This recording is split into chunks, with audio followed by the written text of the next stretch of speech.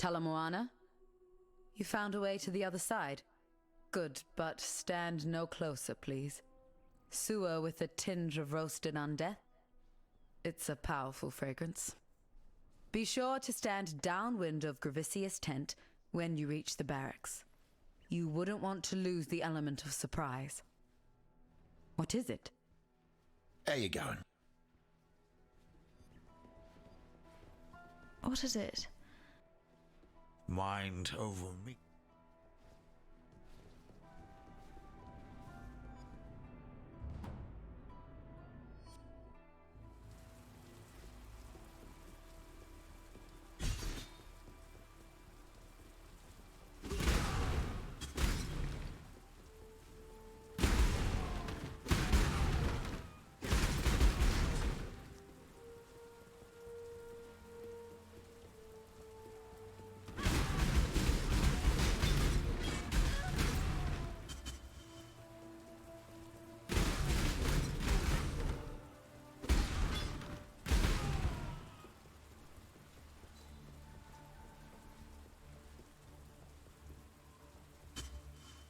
God gave this world to man, not to you, little girl.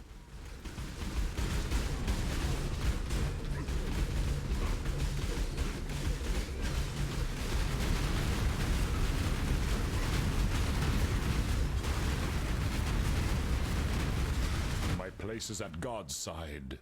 Where will your journey end, exile? Without men like you, Gravicius, this land might just start healing itself.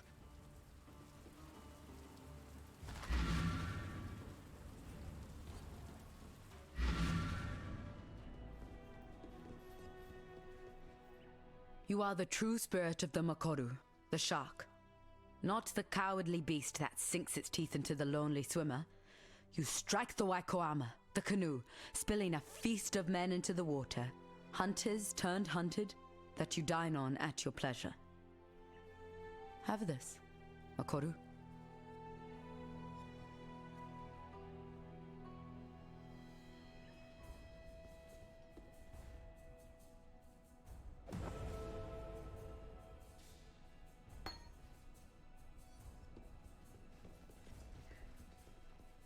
Yes.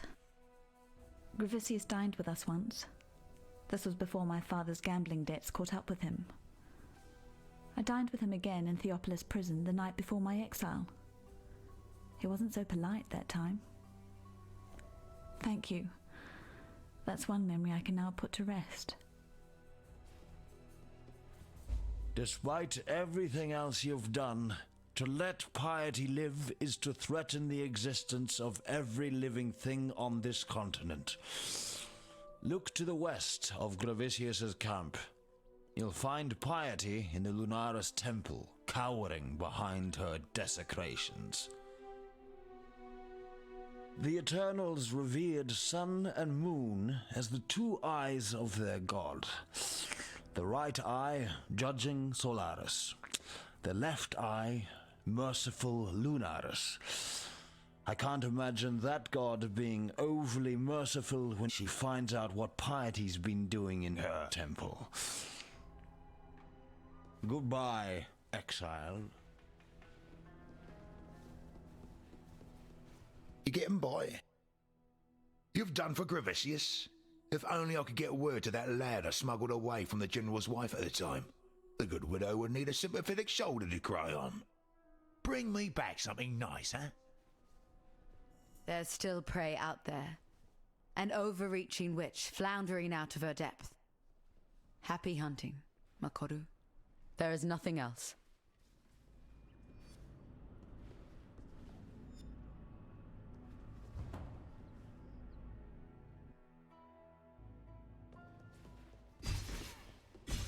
What do you want?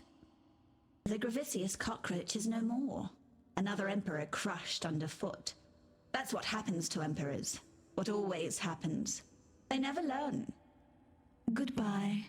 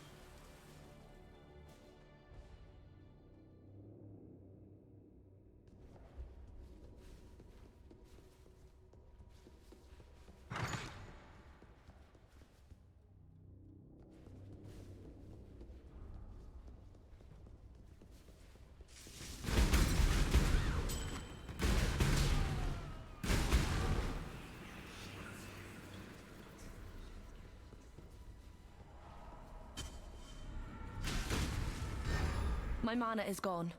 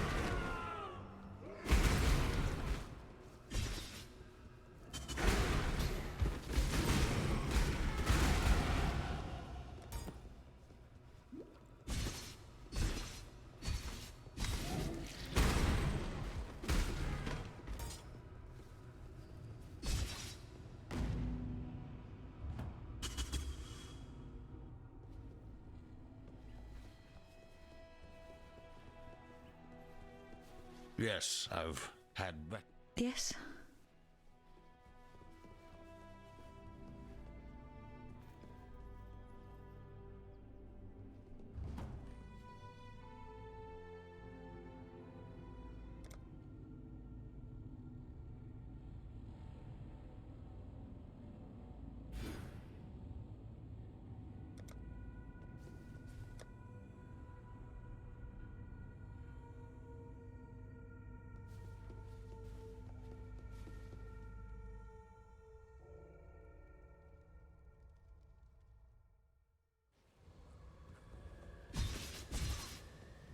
Piety, you've so much to answer for.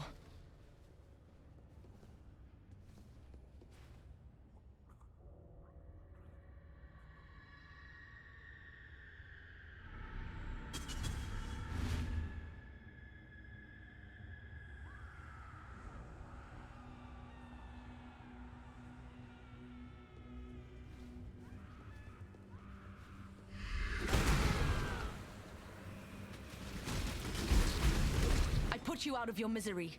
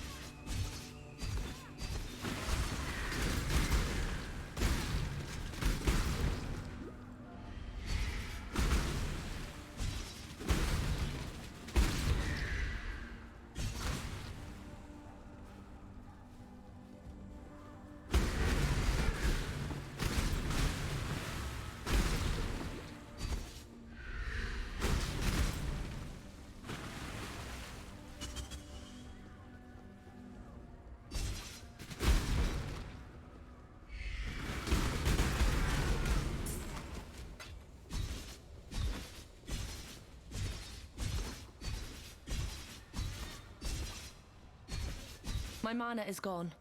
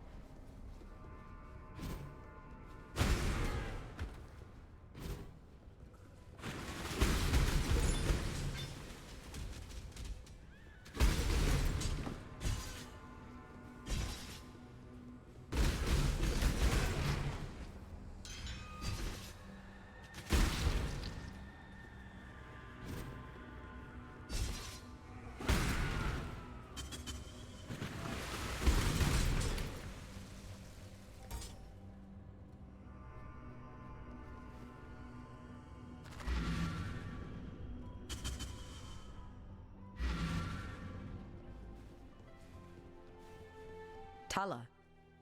Come over here. Yes? Something caught your eye.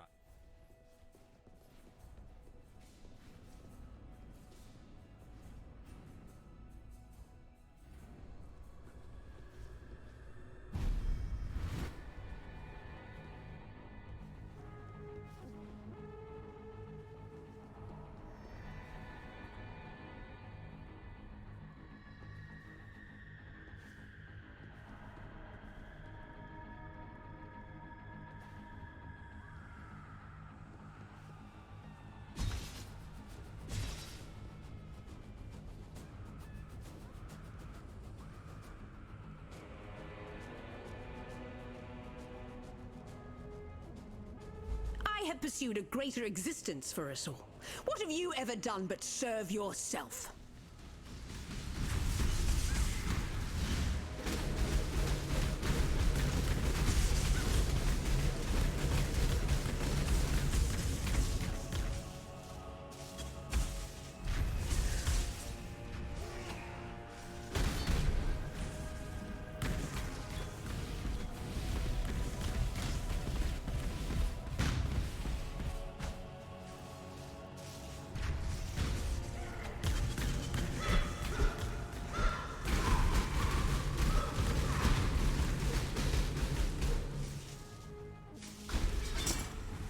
Damn you! Your death doesn't fix anything, Piety, but at least it won't get any worse.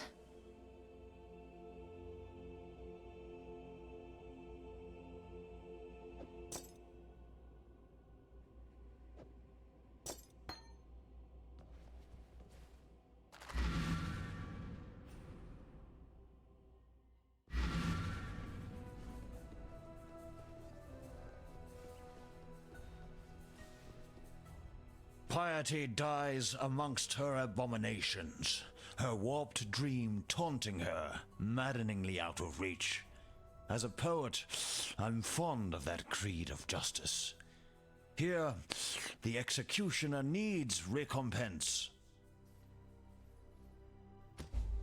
Unfortunately, Piety was simply a puppet of a greater force. You've cut the strings, but the master remains. Dominus. That key you've picked up, I heard the blackguards talk of it. It's the one key to the scepter of God on the northern edge of the blackguard encampment. Only Piety was permitted to carry it. Dominus accessed his laboratory at the summit of the tower via a pulley system rigged to the outside wall. That way will be barred to you, and I heard of no one, not even Piety, going in or coming out of the lower levels. Go with care, Exile. I can't imagine what's inside that tower if even Piety and Dominus feared to tread its steps. When Piety was experimenting on me, my consciousness was mercifully fleeting. In those moments of numbing darkness, I met a presence. Intelligence, power, immensity beyond the limits of my pitiable mortal senses. To this creature, I was but a raindrop falling into the sea. I heard Piety speak to her lackeys of the beast. It is the source of her thaumaturgy and the object of her ambitions. I believe Piety's beast and that dark entity are one and the same. Wherever it is, whatever it is, the beast is the cause of my malformation. It would not be a stretch of reason to consider the beast the source of all malformation in Rayclast. Have fun elsewhere. Wherever he is, I'm sure Tolman knows what you've done. I know you didn't do it for him, or for me. It doesn't matter. Piety's reign of cruelty is over. Thank you. Be careful. You have claimed the most worthy of prey, Makoru. Piety, the mistress of corruption. I'm not saying the war is over, but you've given Rayclast a much-needed respite. Because of you, this land lives to see another dawn. And don't forget that you've done Grigor a justice of some magnitude. He will wish to speak to you. Be well. Piety's off to meet the Maker, is she? I'd love to be a fly on the wall of that little chat. Don't do anything I would.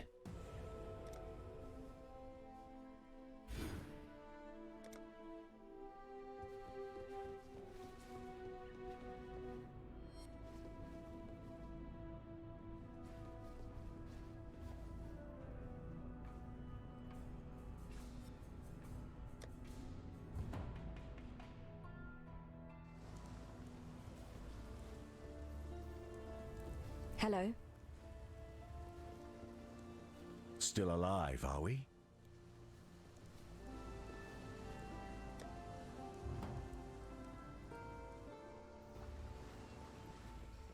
What troubles you bring? It is a new day. My help is yours. What would you like to...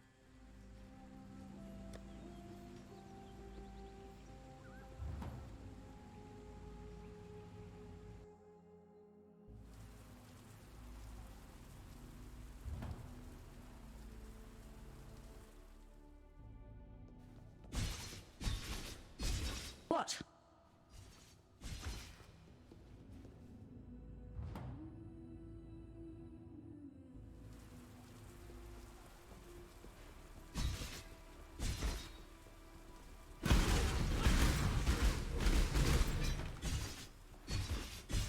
My mana is gone.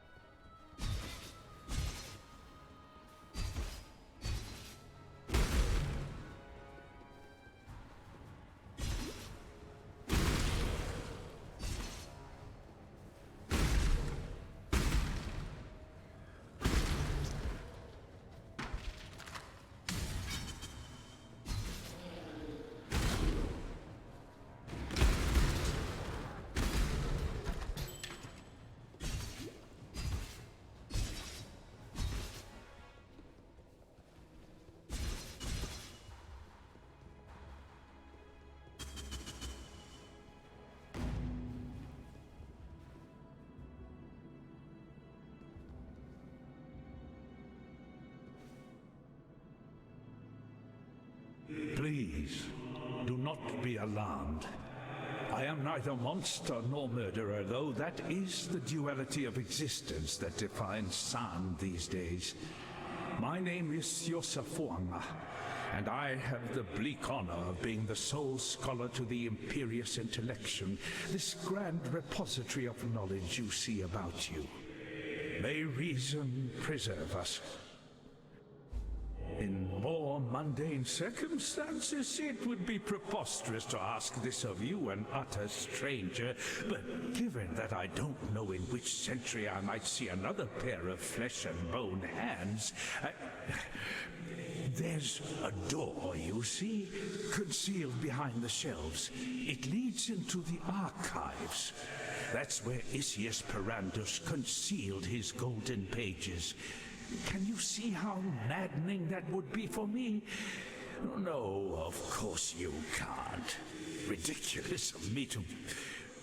Suffice to say that they are beyond my reach. 4 Varlish texts they are, of priceless historical insight. Please, find my friend's golden pages and bring them to me. You will be rewarded. I vow it before the ancestors. It is the Karwi way to observe nature in nature. The fish without the sea is no longer a fish. It is dinner. The Eternals did not see it that way. An Eternal catches the fish, guts the fish, preserves the fish, and places it in a box. Only then does the Eternal feel he truly understands the fish. It was a Karwi Motiata that discarded my failing body of flesh in favor of canvas and oil. An ancient song and a momentary lapse in judgment that I've had more than enough time to regret.